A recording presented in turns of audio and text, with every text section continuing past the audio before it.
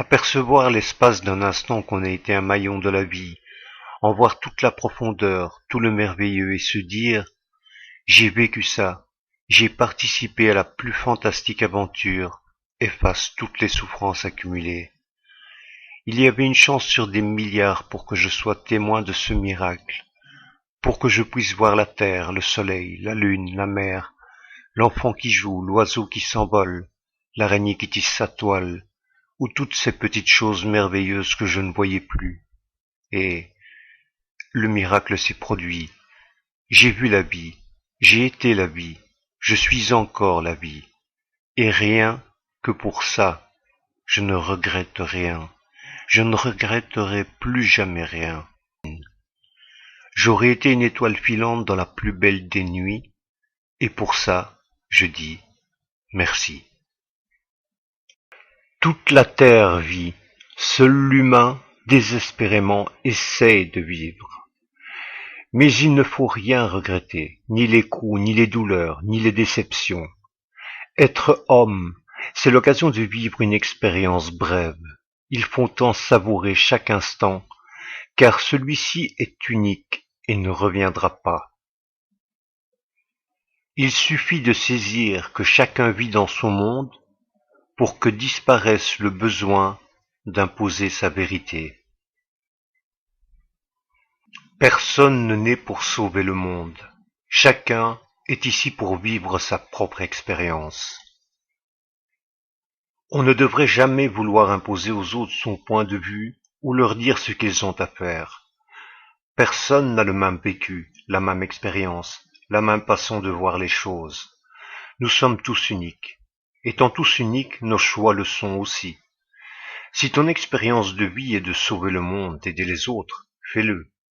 Mais ne reproche pas à ton voisin de ne pas participer.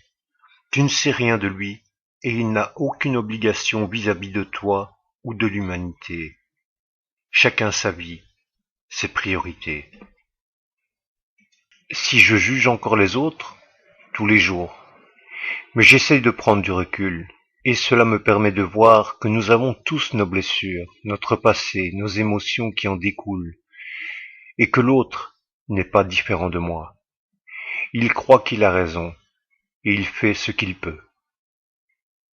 Ce qui est, seulement ce qui est. Si vous n'avez pas ce que vous aimez, alors aimez ce que vous avez. Si vous ne faites pas ce que vous aimez, alors aimez ce que vous faites. Si vous ne vivez pas la vie que vous aimeriez, alors aimez la vie que vous menez. Quand vous comprenez vraiment qu'il n'y a rien de permanent dans ce monde, vous vous rendez compte comme il est futile et vain de s'entêter à s'attacher à quoi que ce soit, à qui que ce soit. Alors vous acceptez, vous lâchez prise.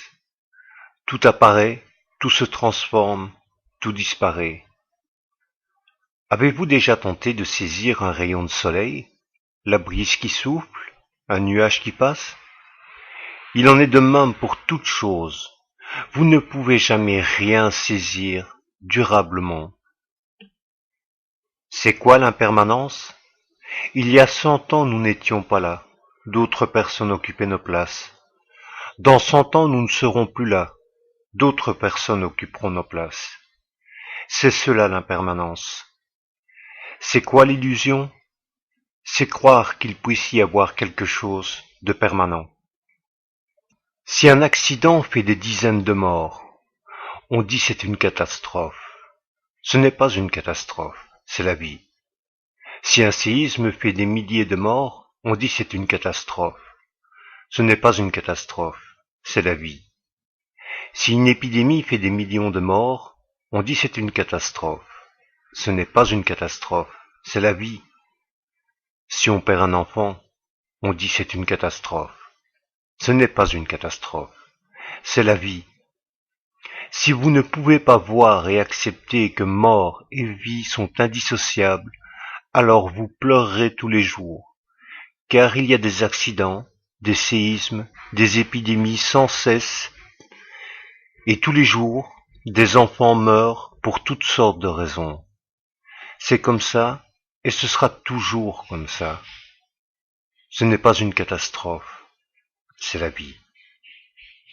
Ouvre les bras à ce qui se présente à toi et laisse partir ce qui te quitte, car la vie n'est qu'un changement constant, comme les nuages qui traversent le ciel, comme l'eau qui coule dans le fleuve. Agissant ainsi, qu'aurais-tu à craindre de demain? Me libérant de l'ego, je ne désire rien. N'ayant pas de nation, je n'ai pas d'ennemi. N'ayant pas de maître, je n'ai pas d'obligation. N'ayant pas d'idéologie, je ne connais pas le conflit. N'ayant pas de croyance, je suis ouvert à toutes et à tous. Si tu peux oublier ton passé, si tu peux renoncer à tout, si tu peux tout abandonner du jour au lendemain, si tu es prêt à mourir sans regretter rien ni personne, alors tu as trouvé le chemin de la liberté et rien ni personne ne peut plus te faire peur ni t'arrêter. Quand on trouve le sens de sa vie, le sens de la vie en fait, on trouve la liberté. Quand on trouve la liberté, on ne peut plus être enfermé. On ne peut plus se faire enfermer. Et cela où que l'on soit. C'est une nouvelle vie qui commence. C'est une seconde naissance. Peut-être la véritable naissance. La libération, l'inaccessible rêve. La libération est quelque chose de tellement simple. C'est seulement voir le monde tel qu'il est, sans division, sans interprétation, sans déformation. Sortez du mental, restez tranquille là où vous êtes et observez. Tout est là sous vos yeux, si évident, si clair. Le novice s'inquiète toujours de ne pas atteindre un jour l'illumination. Mais plus il s'approche de la cime, moins il y accorde d'importance. Et lorsqu'il est enfin arrivé au sommet, il se demande où était la difficulté. On se prend vraiment trop la tête, nous les humains. La méditation permet de s'en rendre compte très vite et facilement. On se vide la tête et on observe simplement, rien d'autre. On observe tout ce qui nous entoure, on observe tout ce qui se passe en nous. On n'essaie pas d'interpréter, de comprendre, et alors, on voit qu'il y a la vie qui s'exprime, partout, sans avoir à trouver un but, une raison. Elle est, et c'est tout. Et nous sommes la vie, nous aussi. Parfois, quand je médite, j'aime me comparer à un arbre. Je respire, je n'ai besoin de rien savoir, tout se fait, tout arrive. Il n'y a pas de vérité à trouver, il y a juste à respirer et observer. Tout est là, tout se produit, et je fais partie de ce tout. On ne fait vraiment rien, tout se produit. On sait quand il n'y a plus personne pour savoir. La libération vient quand il n'y a plus rien à trouver parce qu'il n'y a plus personne pour chercher. Quand il n'y a plus personne pour chercher, il n'y a plus rien à trouver. C'est la libération. S'il y a une recherche spirituelle, c'est qu'il y a quelqu'un qui a besoin d'être rassuré, quelqu'un qui veut cesser de souffrir, quelqu'un qui veut trouver un sens à sa vie. Et ce quelqu'un, ce n'est autre que le mental, l'ego, l'illusion du moi individuel. L'illusion qui se fait peur à elle-même veut en même temps se rassurer. En réalité, il n'y a personne qui a besoin d'être rassuré, qui veut cesser de souffrir, qui veut trouver un sens à sa vie. Il n'y a que l'illusion qui cache la vie sereine qui coule en nous. Tout n'est que pensée, rien n'est sans pensée. Et toute la souffrance vient de la pensée qu'il y a un individu séparé. Quand cela est vu, il n'y a plus personne pour souffrir. Il restera des pensées, des émotions, de la souffrance, mais il n'y aura plus personne pour s'identifier à elle. Tout ce qui émerge du mental, du moi, appartient à un même rêve, le rêve de l'humanité. Un rêve avec ses règles, ses lois, ses dogmes imaginaires. Société, politique, finance, démocratie, humanisme, religion, sagesse, philosophie, spiritualité, théorie, concepts, idéaux, tout ça fait partie du rêve. Nous vivons tous un rêve que nous prenons pour la réalité, réalité qui, elle, nous est totalement inconnue. Nous disons souvent que la seule chose qui est sûre, c'est que nous allons tous mourir. C'est faux. Personne ne meurt vraiment. Il n'y a personne pour mourir. Il y a toujours des vagues qui surgissent puis retournent à l'océan. Seul l'océan compte. Ce que les hindous appellent le cela ou le ça est l'océan. Nous sommes cela, et en même temps, il n'y a personne pour être cela. Il n'y a que le cela. Pour la vie, nous ne sommes qu'un moyen de transmission. En faisant des enfants, des petits, nous passons le bâton au suivant, comme dans une course de relais. Nous sommes un est à prendre au sens littéral, ce n'est pas une formule romantique. En prendre conscience ou pas n'est pas important. Le processus de la vie continuera. Être éveillé ou pas n'est pas important. Le processus de la vie continuera. Ce n'est que pour l'ego que ça a de l'importance. S'il y a éveil, tant mieux. Il y aura moins de souffrance.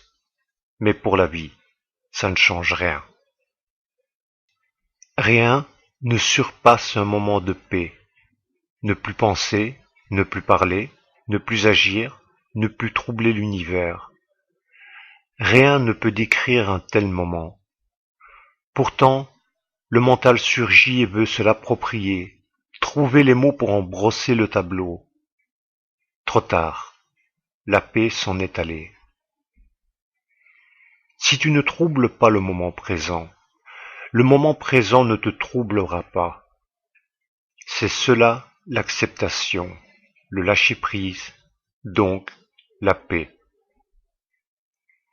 En jetant une pierre dans la mare, tu n'ignores pas que l'eau va se troubler. Chaque pensée, question, préoccupation est comme une pierre jetée dans la mare.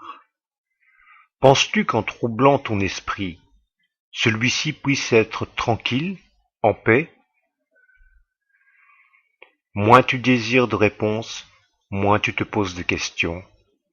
Moins tu te poses de questions, moins ton esprit est agité. Moins ton esprit est agité, plus tu peux entendre les réponses. Souvent, je me prends encore pour moi. Pas de problème, c'est ce que cela veut. Tout est ce que cela veut. C'est pourquoi il n'y a pas de problème. Tout est cela. D'une façon ou d'une autre, la rivière finit toujours dans l'océan. La perfection. La perfection est partout. Il suffit d'ouvrir les yeux. Si vous focalisez votre regard sur un point précis, vous ne voyez qu'une tache. Si vous reculez, vous voyez la peinture, vous voyez l'œuvre dans son ensemble. C'est comme cela qu'il faut regarder l'univers, comme un tableau complet, une œuvre totale. Ne regardez plus les taches, regardez le tableau, l'œuvre dans son ensemble. Alors, vous verrez la perfection. Ce monde est comme une peinture. N'essayez pas de comprendre à tout prix. N'essayez pas d'analyser, d'intellectualiser. Ne cherchez pas un sens là où il n'y en a pas. Asseyez-vous tranquillement et jouissez de ce chef-d'œuvre anonyme.